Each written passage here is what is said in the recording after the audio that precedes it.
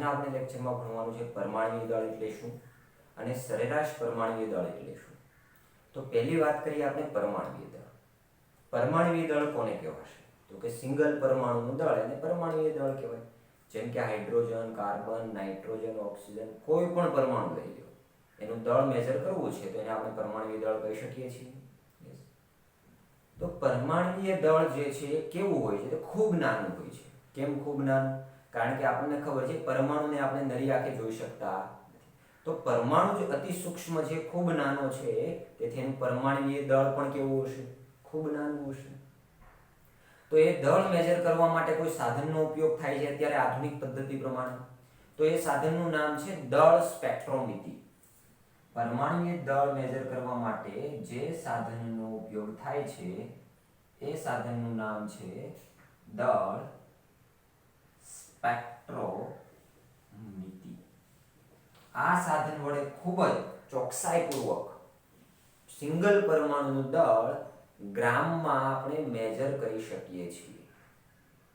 પણ પહેલાના સમયમાં શું કરતા હતા? ત્યારે તો આ સાધન નહોતું.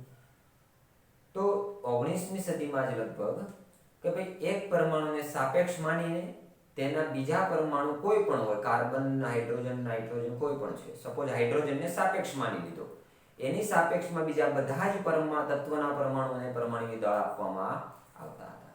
તો પહેલા છે ને સાપેક્ષ માનવામાં આવ્યો હતો હાઇડ્રોજનને. 19મી સદીમાં સાપેક્ષ કોને માનવામાં આવ્યો હતો? હાઇડ્રોજનને. અને એનું પરમાણ્વીય દળ અડચટ્ટે 1 ગણવામાં આવ્યું હતું.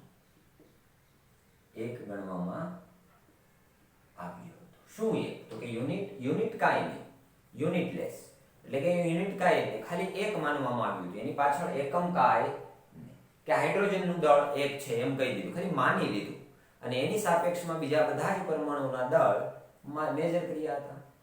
પણ એના પછી આ ટેકનિક બહુ એવી યુઝફુલ નહોતી, એટલે એના પછી કોઈ બીજી ટેકનિક આવી કે પરમાણ્વીય દળનું મેજર કેવી રીતે કરવું. તો ત્યાં હાઇડ્રોજનના બદલે કાર્બન 12 ના, હાઇડ્રોજનના બદલે સાપેક્ષ કોને માન્યો? કાર્બન 12 ના પરમાણુને. હવે કાર્બન 12 નો પરમાણુ એને આપણે આમ પણ લખીએ છીએ C12. હવે આનો મતલબ શું થાય? C એટલે કાર્બન, 12 એટલે એનું પરમાણ્વીય દળ. તો આપણે સમસ્થાનિક વિશે થોડું ઘણું તમે જાણતા હશો કે જેના પરમાણ્વીય ક્રમાંક સમાન હોય પરંતુ પરમાણ્વીય દળ જુદા જુદા હોય અને સમસ્થાનિક તરીકે ઓળખવામાં આવે છે. તો કાર્બનના 3 સમસ્થાનિક છે, C12, C13 and C14. તો C13, C14 ની આપણે વાત નથી કરતા, આપણે વાત કરીએ છીએ C12 ની. C12. તો કે ત્યારે આપણે પ્રમાણિત કાર્બનને માની લીધો, એને સાપેક્ષ માની લીધો અને પરમાણ્વીય દળ નક્કી કર્યું. એટલે કે કાર્બન 12 ને તમારે સિમ્બોલિક ફોર્મમાં લખવું છે તો C12 આમ પણ લખાય. એના પરમાણુને સાપેક્ષ માનીને બીજા પરમાણુઓનું પરમાણ્વીય દળ નક્કી કરવામાં આવ્યું. તો આ કેવી રીતે માન્યું? તો સૌથી પહેલા એમ કીધું કે ભાઈ આપણે પહેલા તો યુનિટ નક્કી કરીએ કે પરમાણ્વીય દળને કયા યુનિટમાં મેજર કરીએ. જો ગ્રામમાં મેજર કરીએ તો પરમાણ્વીય દળ ખૂબ નાનું છે, 10 ની -20 ઘાત, 10 ની -25 ઘાત, 10 ની -30 ઘાત આવું આવી શકે છે. તો કે અહીંયા આપણે મેજર કરીએ તો મેજર કરતી વખતે એવું કીધું કે ભાઈ તમે પરમાણુનું દળ AMU માં મેજર કરો. શામાં? AMU. AMU એટલે થાય એટોમિક માસ યુનિટ. આ એક એકમ છે, જેમ ગ્રામ, કિલોગ્રામ, સેન્ટીમીટર, મીટર, કોઈ પણ લંબાઈનો દળનો એકમ હોય એવો આ કાર્બન પરમાણુનું દળ મેજર કરવા માટેનો એક નવો એકમ દાખલ કર્યો, એનું નામ છે AMU, એટોમિક માસ યુનિટ.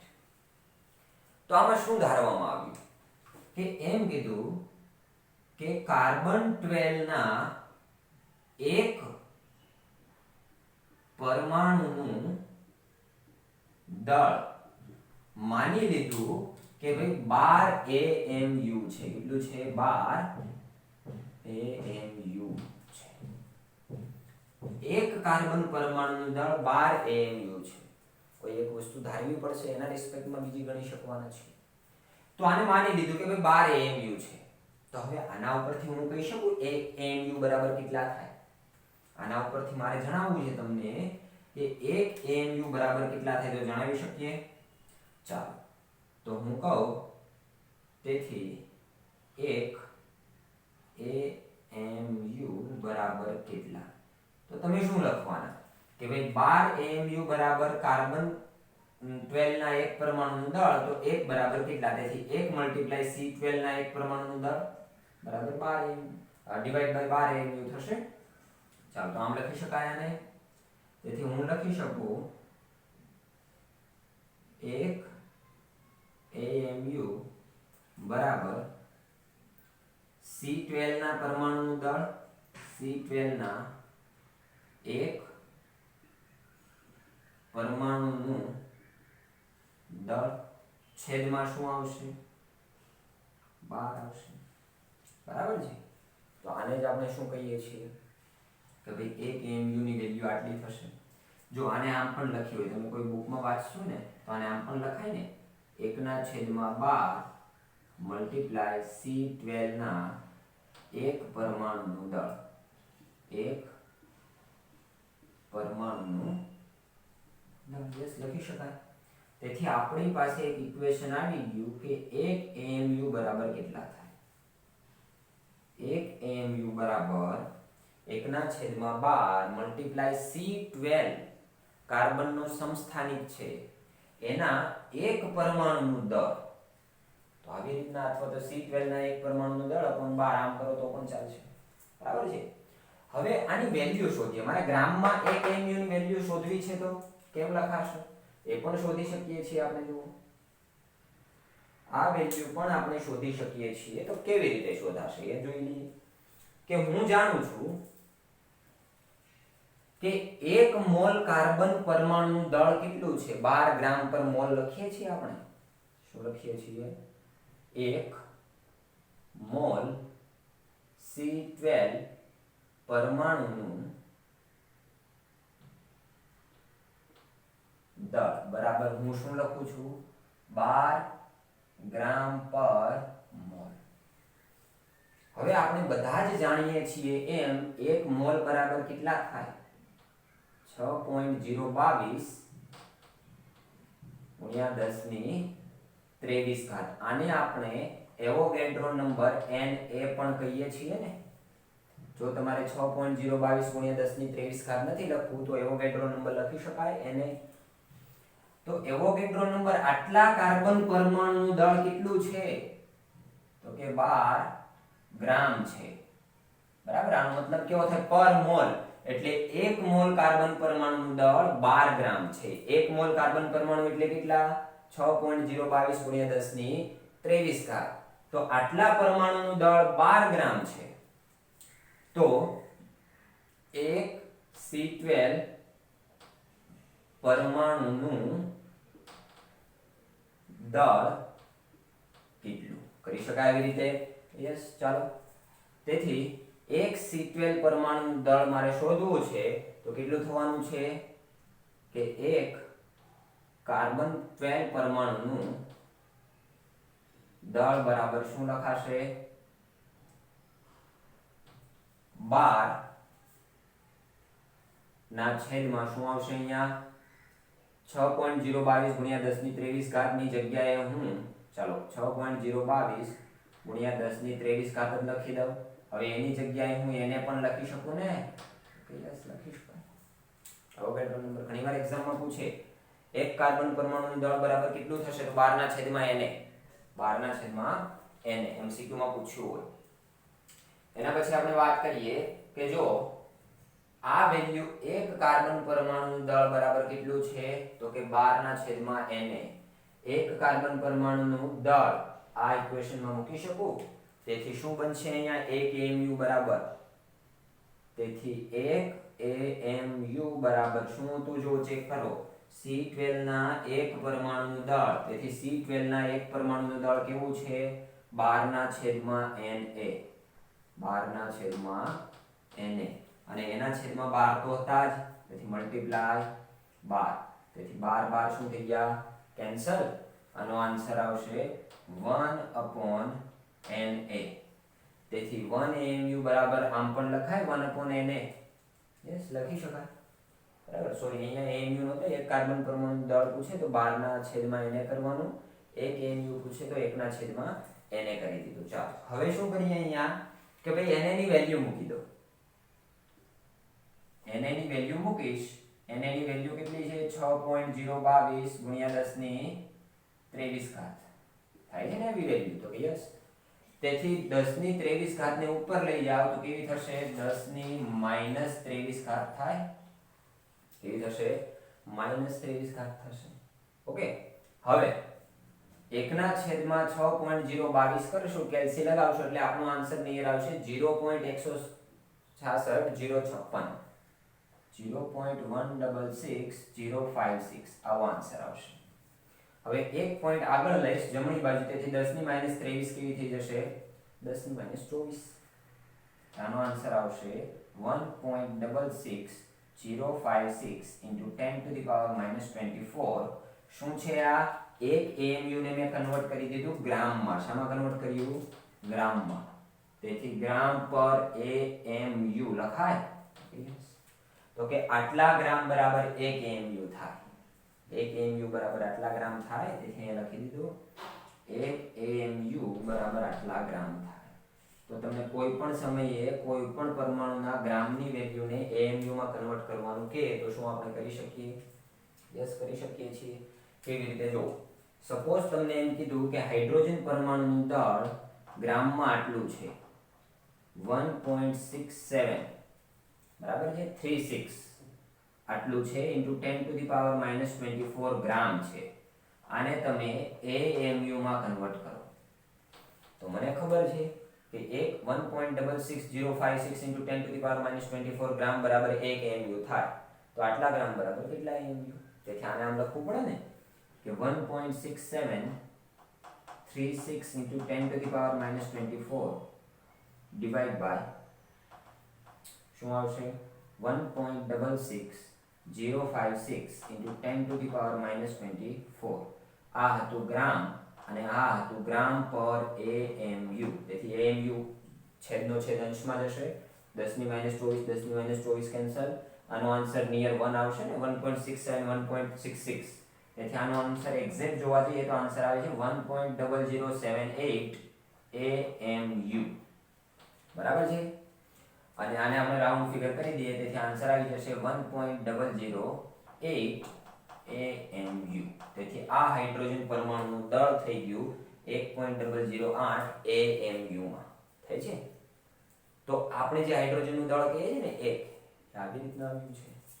પણ આપણે 1.008 નથી લેતા, આપણે કેટલું લઈએ છીએ? 1 જ લઈએ છીએ. અને પાછળ યુનિટ કયો લગાવીએ છીએ? એએમયુ એટલે કે એટોમિક માસ યુનિટ. તો કોપી કરી લેજો. હજી આમાં એક ટ્વિસ્ટ બતાવું છું. ચાલો બીજું આપણે જે છે આમાં એ જણાવવાનું તમને કે અત્યારના સમયમાં આપણે એએમયુ ની જગ્યા પર શું લખીએ છીએ? યુ. યુ નો મતલબ થાય યુનિફાઈડ માસ. અને એને આપણે ગુજરાતીમાં એકીકૃત દળ તરીકે ઓળખીએ છીએ. બરાબર છે. એટલે ખાલી શું કરવાનું તમારે? અત્યારે કોઈ પણ પરમાણુનું દળ લખો તો એની પાછળ એએમયુ નહીં લખવાનું. શું લખવાનું? યુ લખવાનું. બરાબર છે.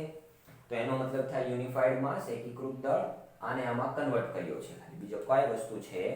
અને બીજી વસ્તુ એક ધ્યાનમાં રાખવાની, કોઈ પણ સમયે સિંગલ પરમાણુનું દળ પૂછે, સિંગલ પરમાણુ, એકલા પરમાણુ, તો એની પાછળ યુનિટ જે આવશે હંમેશા યુ આવશે. શું આવશે?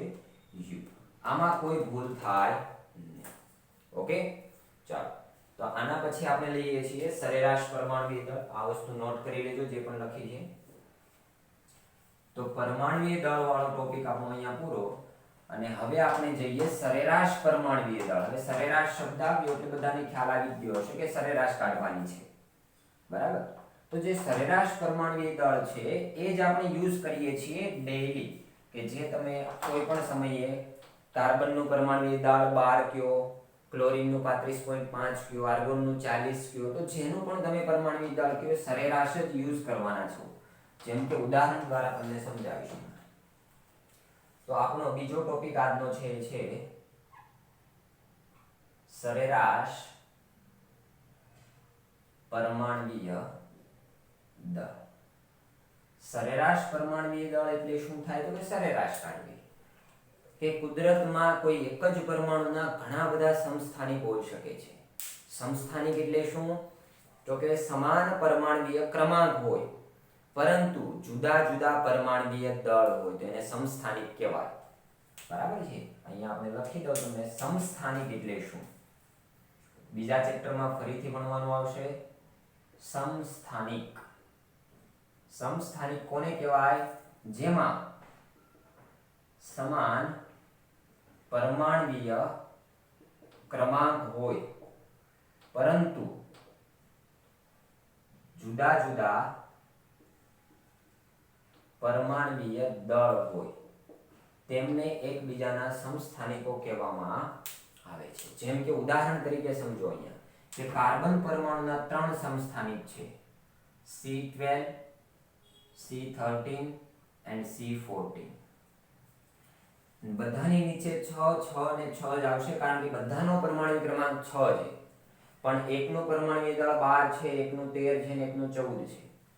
તો તમને કોઈ પણ સમયે એમ પૂછે કે કાર્બન પરમાણુનું પરમાણુ દળ કેટલું તો તમે એમ પૂછવાના કે એનો સમસ્થાનિક કયો એ જણાવો.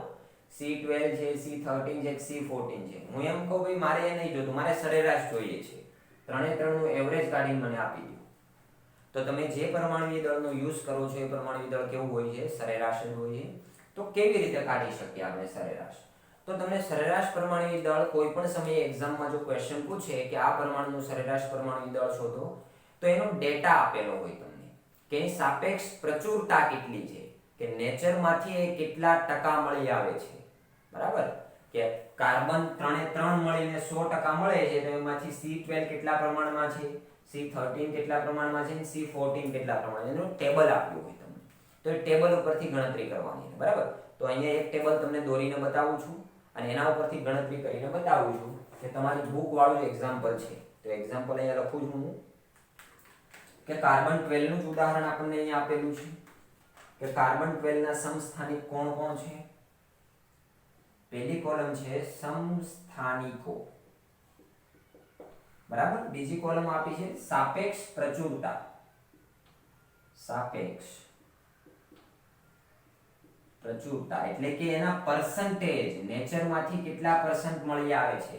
હું કહું કે આ ત્રણે ત્રણ મળીને 100% છે તો એમાંથી કાર્બન કેટલા ટકા છે, કાર્બન 12, કાર્બન 13 કેટલા ટકા છે અને કાર્બન 14 કેટલા ટકા.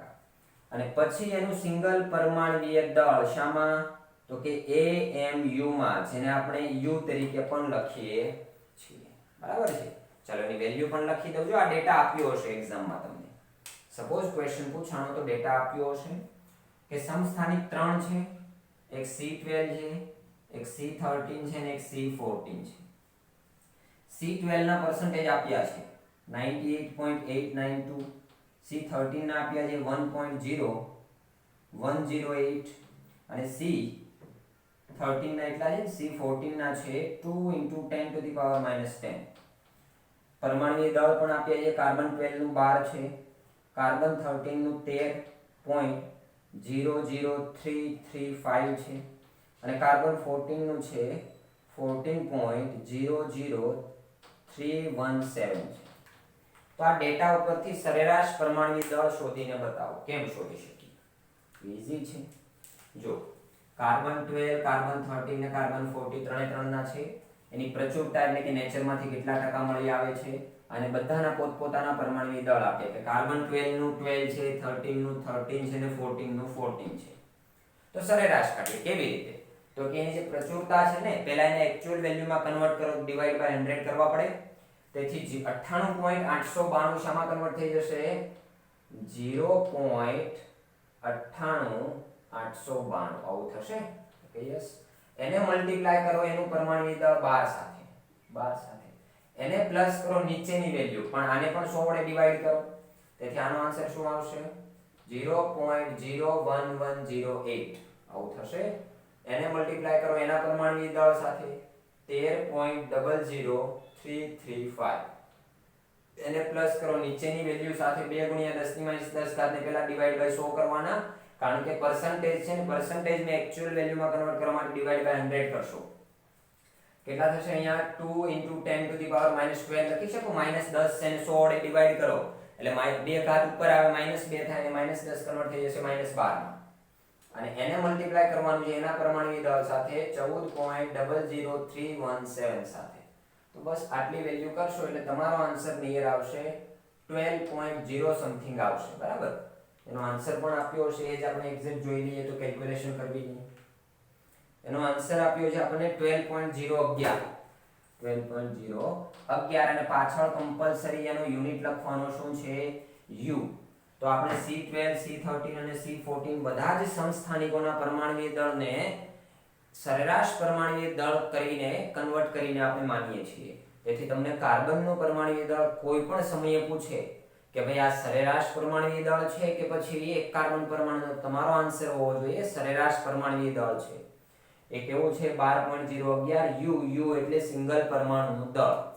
એને આપણે યુનિફાઈડ માસ અથવા એકીકૃત દળ તરીકે ઓળખીએ છીએ. તો આવા જ બીજા બે ક્વેશ્ચન સ્વાધ્યાયમાં આપ્યા છે એના નંબર જણાવી દઉં, તમે ટ્રાય કરજો જાતે. એક સ્વાધ્યાયનો ક્વેશ્ચન છે 1.9 નંબરનો. એમાં તમારે ક્લોરીનનું આવી રીતે ગણવાનું. જો આ જે વેલ્યુ છે ને પહેલા એને ડિવાઇડ બાય 100 કરી દો બધાને. પછી આને આની સાથે મલ્ટીપ્લાય કરો, આને આની સાથે મલ્ટીપ્લાય કરો, આને આની સાથે મલ્ટીપ્લાય કરો અને બધાને પ્લસ કરી દો. સેમ વસ્તુ તમારે આજે સ્વાધ્યાયના ક્વેશ્ચન જણાવવું છે એમાં કરવાનું. સ્વાધ્યાયનો 1.9 અને સ્વાધ્યાયનો 1.32 એક ક્લોરીન માટે ગણવાનું છે અને કાર્બન માટે ગણવાનું છે. તો સેમ આ ટેકનિક એપ્લાય કરજો, થઈ જશે. બરાબર છે. તો અહીંયા આપણે પરમાણુય દળ એટલે શું અને સરેરાશ પરમાણુય દળ એટલે શું ટોપિક પૂરો કર્યો. હવે નેક્સ્ટ લેક્ચરમાં આણ્વીય દળ એટલે શું, સૂત્ર દળ એટલે શું અને મોલ સંકલ્પના શું છે આની બેઝિક માહિતી લઈશું.